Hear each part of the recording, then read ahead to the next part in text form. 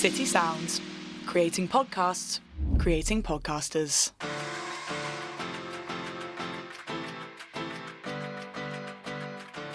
Hello and welcome to the City Magazine Show, a weekly variety show of arts, interviews and more. I'm Aadan. And I'm Isabella Anderson, filling in for Elly Young. This week, we're reaching out to our fellow City University students as they navigate the spring season. It's exam prep and getting ready to enter their careers. First, Jamie Adam will speak to media trainer and former BBC journalist Sarah Ransome, who gives some sage advice on how to navigate our early careers in journalism. Then, Hannah Grieve will send us a dispatch from Italy with some thoughts on taking time away to recuperate during a busy time. And finally, we'll speak to other City students about how they're coping with this exam season.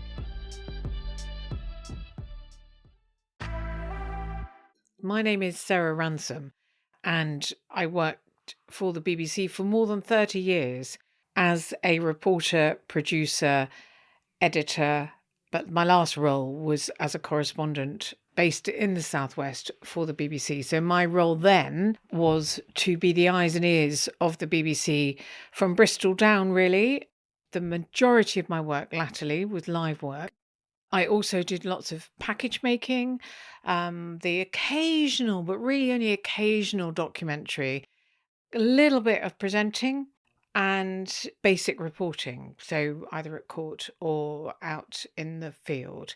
So it's been a really varied career from, my training days to ending up working for national outlets. So my final role were national networks. So Radio 4, Radio 5 Live, Radio 2. And for TV, it would be BBC Breakfast, News Channel, TV1, the 6 and the 10. So it was a wide variety. Occasionally you'd make an appearance on the global networks on World. But yes, so a really varied career, but really enjoyable. And I was incredibly fortunate to be able to stay in the Southwest and progress. That's not always possible, but I was really fortunate for that to happen. Rolling back 30 years, what was your entry point into the industry and into journalism? It's really interesting because when I'd always wanted to have something to do with broadcasting and I didn't really know quite what. Bizarrely, it stems from when the BBC came to my school. I think I was probably about 16, 17. And I can vividly remember the outside broadcast truck, huge truck coming, nothing like fairly compact vans that you have now. But I remember being absolutely bowled over by that. And my mum can remember me going home saying, I really want to work in that arena. I had no idea how to get into it. Nobody in my family had anything to do with that side of or any industry really. So anyway, I went through university. I'd had nothing to do with, didn't really do very much then. I think I did the odd bit of reporting, but really nothing much. Went into teaching, didn't really like it. And then I took the opportunity to do a master's in applied linguistics, which was kind of following on from what I was doing as teaching. And I had a pause at the end of that master's. And I was debating what to do next. And it was just before Children in Need, so November time. And I thought, do you know what? It's now or never. If I don't do it now, in a minute, I'm going to get caught down a road that it's going to be difficult to turn back from. So I rang up the local radio station and said, do you need any help? Because it was obviously all volunteering. And for whatever reason, they went, oh, actually, yes, can you come and stick stamps on envelopes?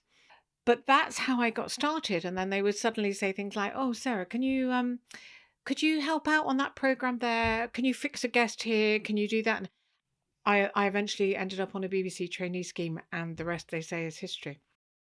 Could you tell us a little bit more about the training that you received on that scheme?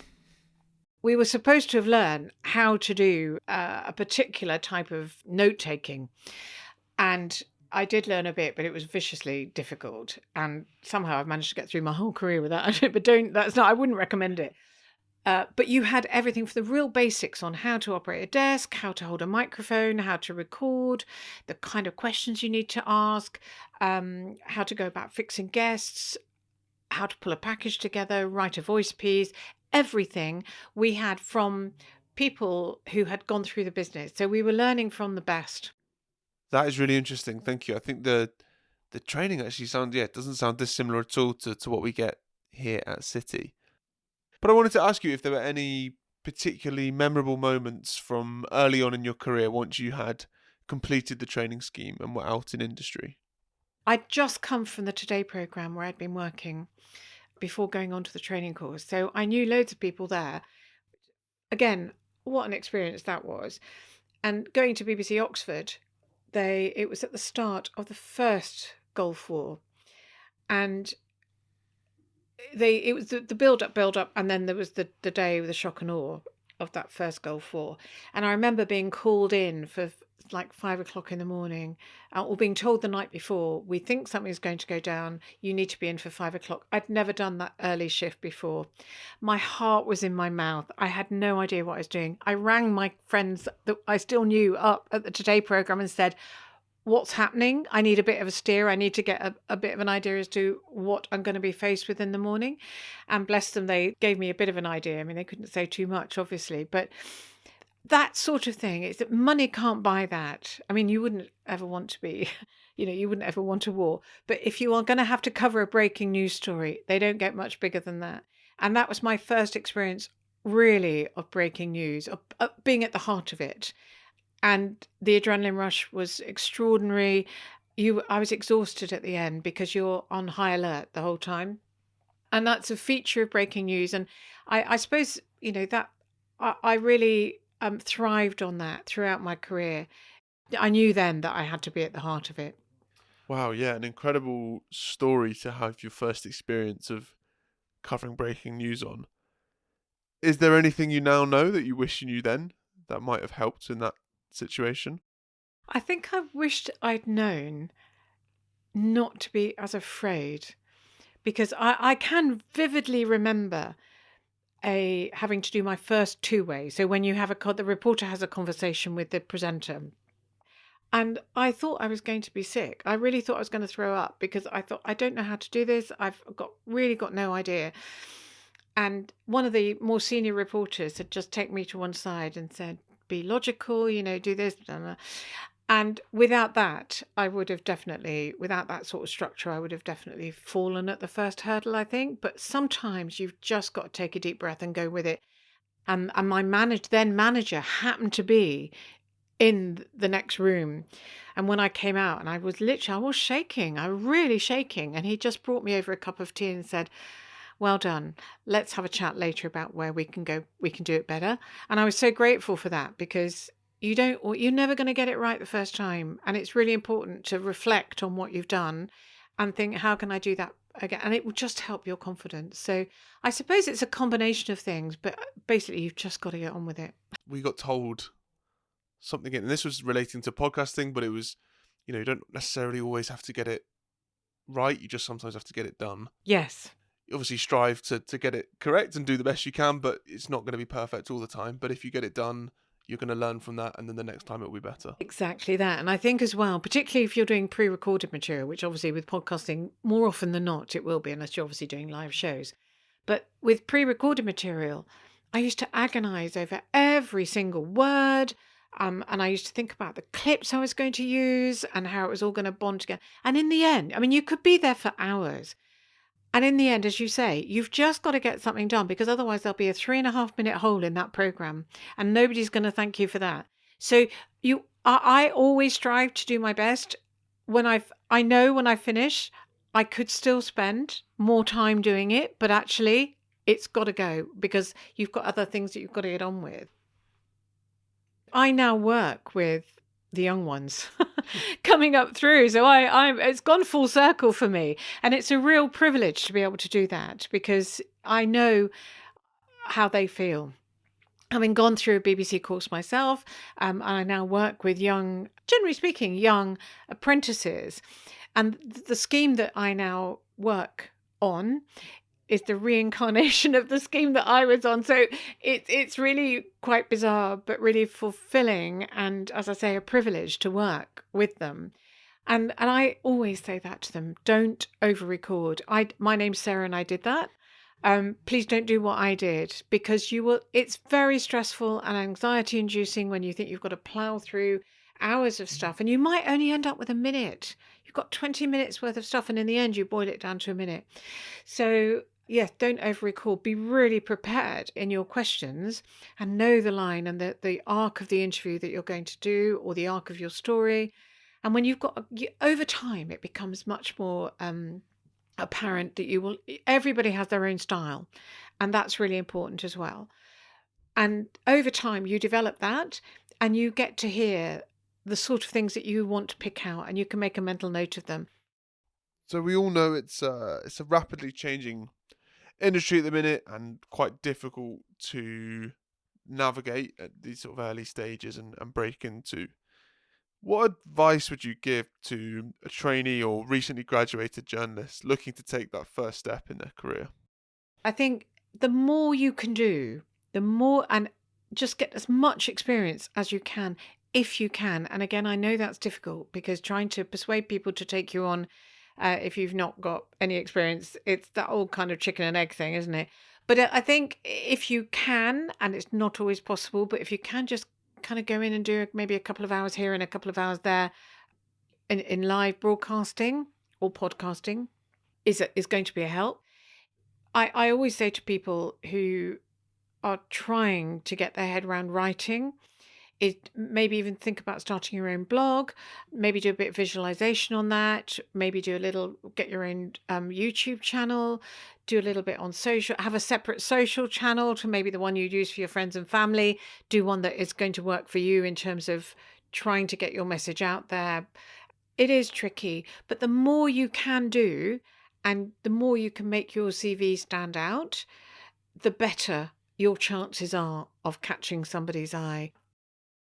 And don't be afraid if you get, I'm going to call it constructive feedback. It's not always constructive. Some of it can be quite demotivating, can make you feel like you're not doing the right thing. The best thing I would say for that is ignore it.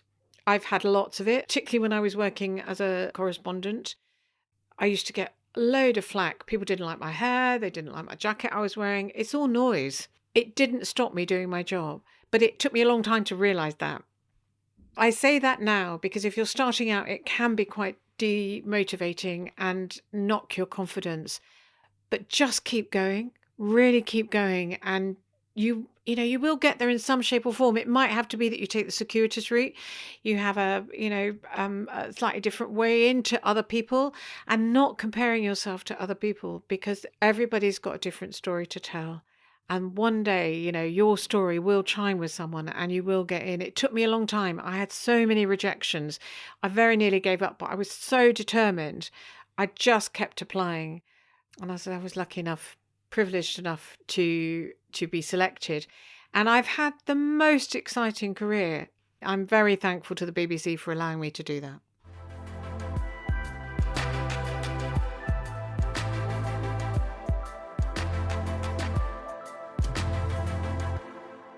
Spring is the time of renewal. After a hard winter, all mammals use spring to reset and re-emerge into a brighter world.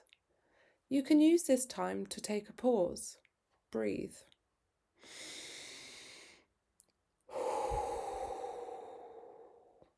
Personally, I find winter a tricky season. My back is tense from hunching over from being cold. I miss the colour that is all around us in the other seasons. And generally, I explore the world less. If you, like me, have been studying this year, you will no doubt be feeling the stress of the upcoming exams and assessments. Your mind might drift to the summer plans that you have ahead. You might find yourself in a reverie, imagining yourself basking in the sun, listening to a distant aeroplane go by, no longer burdened by the deadlines. But before we reach that point, let's take a pause. Think about all of the work you've already accomplished. Whatever your plans are, take a moment to rest and reflect. This springtime, I was lucky enough to take a brief break from my studies and visit Venice. If you want to vicariously dive into Venetian Easter, keep listening. It's mid-April and I'm in Venice. I'm walking along the water-webbed streets with vibrant crowds surrounding me. The colour in the window displays pop and are decorated with bright Easter displays. Spring is in full bloom.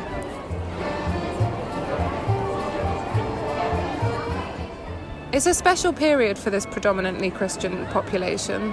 The days leading up to Easter brim with anticipation and joy. Vibrant Easter eggs adorn the streets, infusing the atmosphere with a certain festive cheer. Easter is observed across Italy with a week of processions and rituals, followed by feasting and celebrations on Easter Sunday and the holiday of La Pasquetta, or Little Easter, on Monday.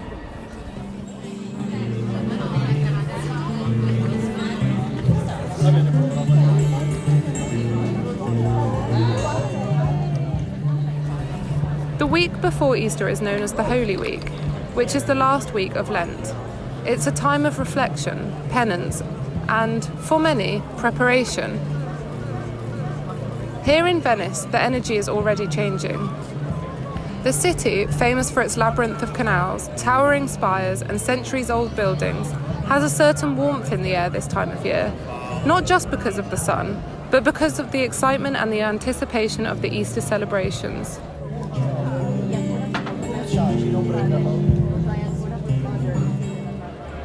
There's a particular fragrance that seems to hang in the air around Easter in Venice. Earthy, floral, with hints of rosemary, sage, and the sweetness of freshly baked treats. The smell of Italian pastries, like colomba, a dove-shaped cake symbolizing peace, mixes with the scent of spring flowers and salt water. The Holy Week culminates on Saturday night with a grand celebration in the city's churches. The sound of choirs fill the air, echoing through the narrow passageways and squares, reverberating off the stone buildings. Candles flicker in the cool evening breeze. When Easter Sunday arrives, you'll find tables piled high with colomba pasquale, a fluffy, sweet bread filled with candied orange peel and almonds, often dusted with a coating of sugar. It's a traditional Easter dessert here, and I am told Venetians take pride in this recipe passed down through generations. Families come together for a long, drawn-out meal rich with traditional foods. Venetian Easter tables are adorned with agnello al forno, a roast lamb. But what really steals the show are the Venetian specialities: risotto con scampi, a creamy, buttery risotto paired with fresh, sweet Venetian prawns, caught that very morning from the surrounding lagoon waters. Easter in Venice is a celebration of life, of faith, of renewal. It's a place where history, tradition, and festivity come together in a way that feels timeless.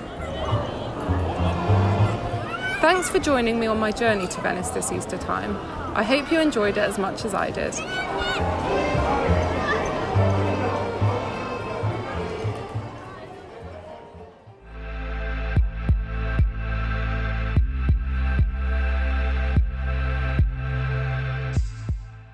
It's Easter time, and while most people are celebrating with their families by indulging in chocolates and hot cross buns, City University students are right in the midst of assessment and exams. Isabella and I wanted to find out just exactly how they're all coping and what techniques they've employed to stay ahead of the game.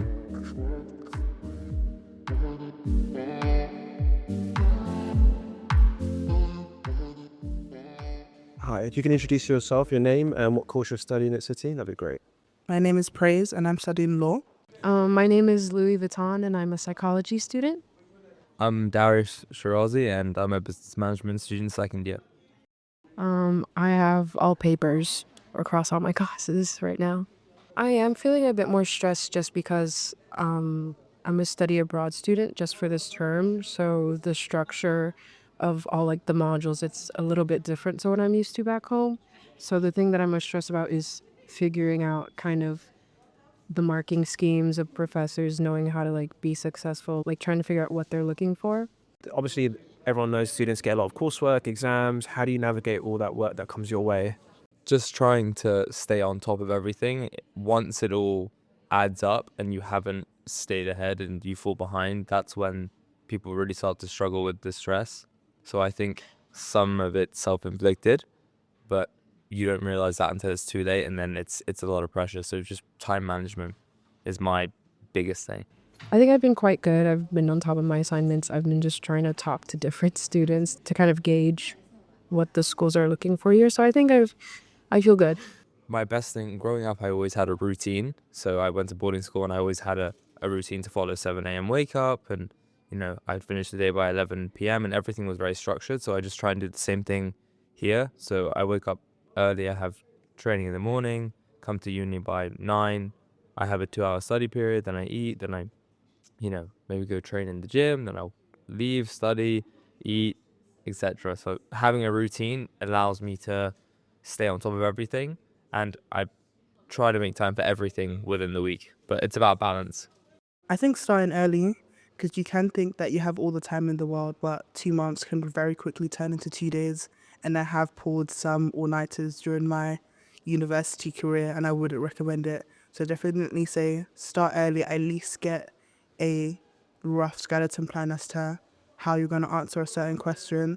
And then as the days go on, just keep on building that structure. So when it's a week or 2 days, you're not struggling as to what you're going to write. So you already have a brief idea as to what you're going to write. And it's just about you filling in the gaps, making the bullet points into full sentences. And when you feel like, for example, if you have too much work going on or you've done all that, but you still feel like things are coming at you quite fast, how do you decompress or relax or take time away from stuff? Well, here I like to kind of just go out on walks. I've picked up reading more. So I kind of just do things to distract myself, I think. Try to talk with other people, especially other study abroad students, to see how they're kind of managing in these like new environments as well, and kind of finding a lot of like comfort in our shared experiences. For me, activity or friends. So obviously friends go through the exact same thing as you. They might deal with it differently, but their feelings are usually the same. So if I need to talk to someone because my other vices aren't working, then I'll talk to them. But besides that, just things that work for me, family time, watching TV shows, exercising. These things actually help me just relax a bit and take my mind off of things when I need to. And what's the best piece of advice you've gotten about how to deal with exams and assignments?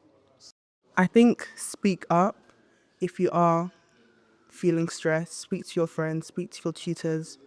And if there's like any mental health hub to actually speak to someone, don't hide it in, don't bottle it in, because it will explode one day. So it's better to have that under control at the beginning whilst you can manage the stress, rather than leaving it to the last minute.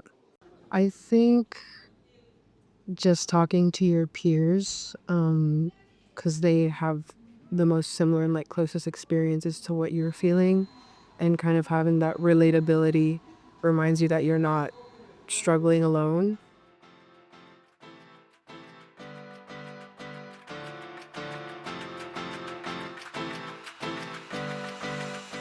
Thank you for listening to the City Magazine show, created and run by City St George's podcasting MA students. If you like this episode, we've just launched 2 brand new shows. The pilot series is showcasing different and new podcast concepts, and The Local Haunt is a series of ghost stories set in the Grenadier pub. Whatever you're into, there's something here for everyone. To find out more about future episodes, you can follow us at City Sounds on all platforms.